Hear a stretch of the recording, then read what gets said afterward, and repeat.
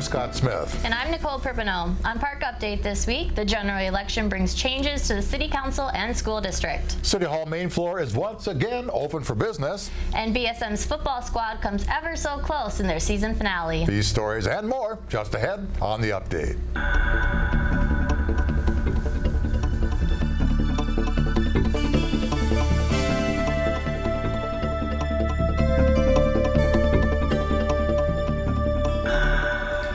Ward 3 City Council incumbent Sue Santa was defeated by challenger Greg Lindberg in last Tuesday's general election. Lindberg captured over 54% of votes cast to Santa's 45%. The contest in Ward 4 goes to Tim Brawson, defeating Bill Theobald by a wide margin. Brawson garnered 68% of the vote to Theobald's 31%. Council members Sue Sanger and Ann Mavity retained their seats as they ran unopposed. In School District 283, incumbents Bruce Richardson and Jim Yarosh were re-elected to the school board along with new member Karen Waters. Ken Morrison ran unopposed, retaining his seat for 2 more years. All 3 questions on the referendum passed by a resounding margin of nearly 4-1. Complete election details are available on the city website, stlouispark.org. Right now, our local Memorial Blood Centers is asking for our help. The City of St. Louis Park is holding a blood drive on Tuesday, November 19th from 8 a.m. to 11 a.m. at City Hall. All blood types are needed. Patients in our local hospitals are depending on Memorial Blood Centers to be there with the right blood type they need to survive. And only volunteer donors like you can help. To schedule a donation online, visit mbc.org, click Schedule Now, and enter sponsor code 0531. If you have any questions, call City of St. Louis Park Blood Drive contact John McHugh at 952-924-2528. City Hall's first floor main entrance is once again open and renovations are nearly complete. Construction began in May to renovate the customer service area, meetings room, and consolidate city staff workspaces on the first floor. Here's a quick look at the before and after.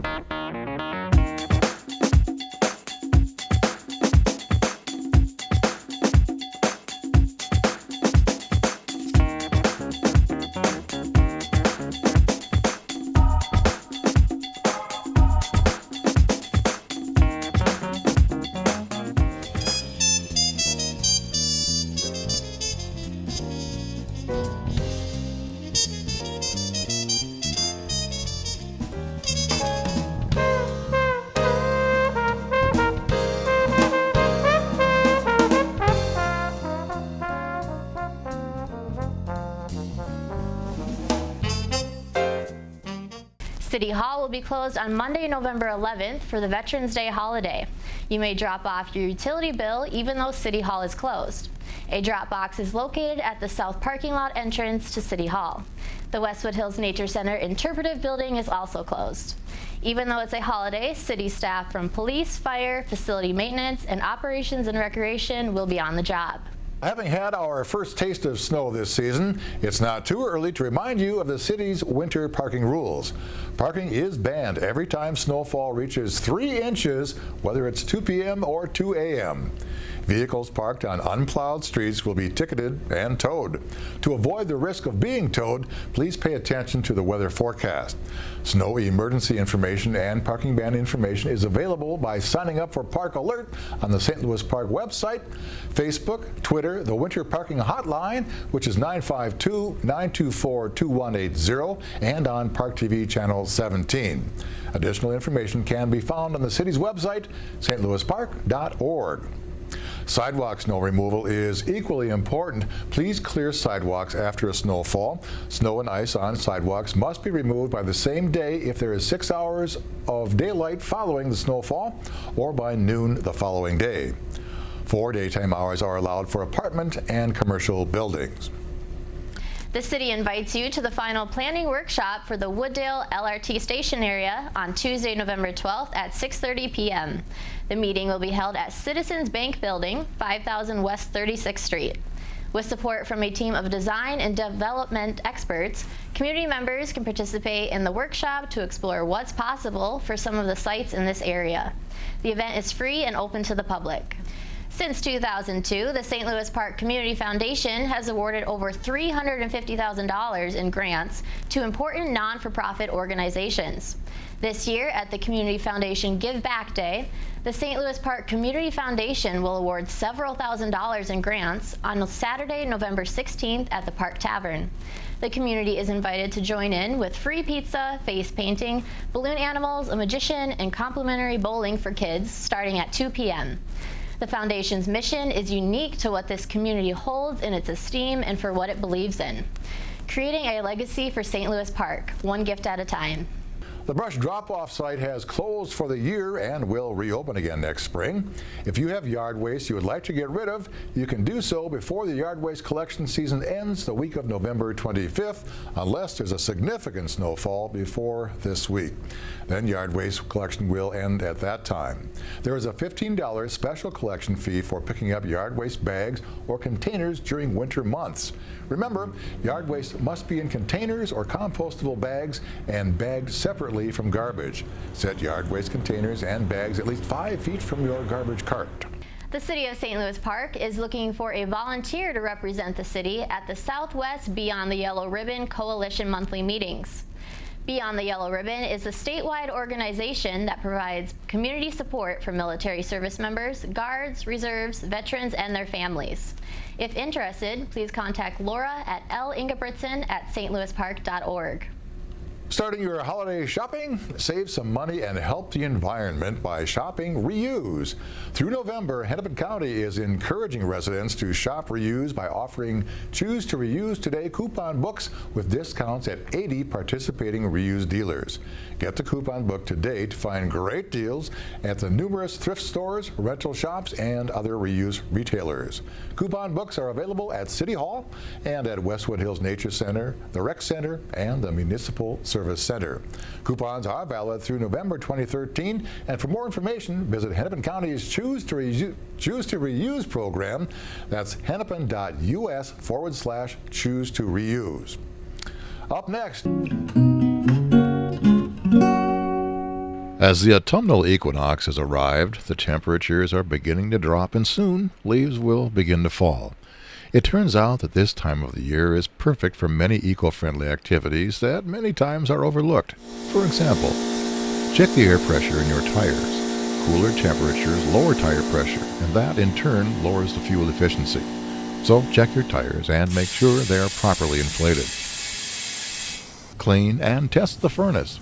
Did you know that your furnace needs cleaning? Yep, it collects all kinds of dust and debris, which not only affects its performance, but could cause a fire.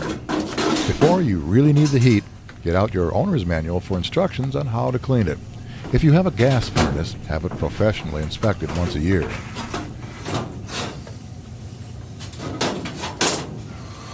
Vacuum the refrigerator coils to keep the compressor running efficiently. It's also a good time to check that the refrigerator is level. The door should automatically swing shut instead of staying open. Here's another tip for running the refrigerator efficiently. Don't overfill it. Allowing room for cool air to circulate will keep everything at the right temperature. If you have a ceiling fan, reverse the direction. The fan should be run in a clockwise direction. Stand under the fan, and if you feel a breeze, reverse the direction so the air is being drawn upwards. This pushes the air up against the ceiling and down the walls to gently recirculate the warm air without creating a cooling wind chill effect. A little effort in the fall will ensure that the chilly months ahead are warm and green.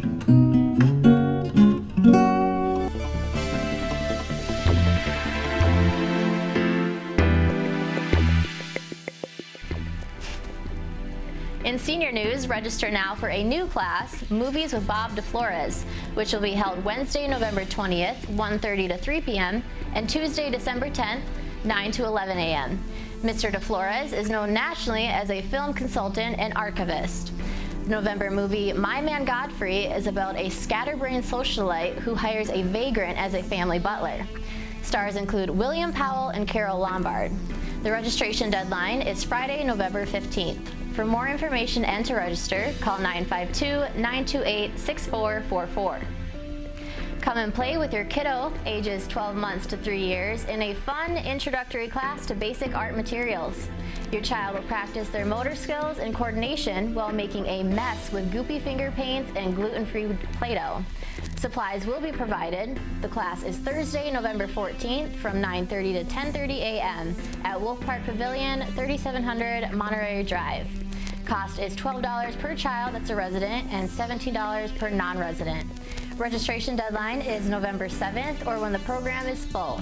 To register, call the Rec Center at 952-924-2540 or visit the city's website, stlouispark.org. In council news, authorization of awarding the 2014 St. Louis Park Arts and Culture Grants were approved. Each year, the Arts and Culture Grant Committee offers a grant to fund art projects and cultural activities that build bridges between artists and communities, engages people in creative learning, and promotes artistic production and cultural experience in St. Louis Park. For the 2014 grant process, 3 of the 6 applications were accepted for approval, including the Public Theater of Minnesota, Wendy Brown Baez, and Sebez Jewish Community Center Performing Arts. Council also approved to enter into a second cooperative agreement with the Minnehaha Creek Watershed District for the Minnehaha Creek Reach 20 Trail.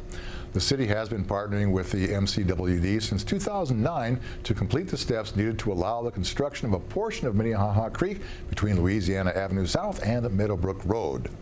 MCWD intends to approve the final design revisions and authorize the contractor to begin work in November and be completed in the summer of 2014. Misty Lewis is next with the sports break.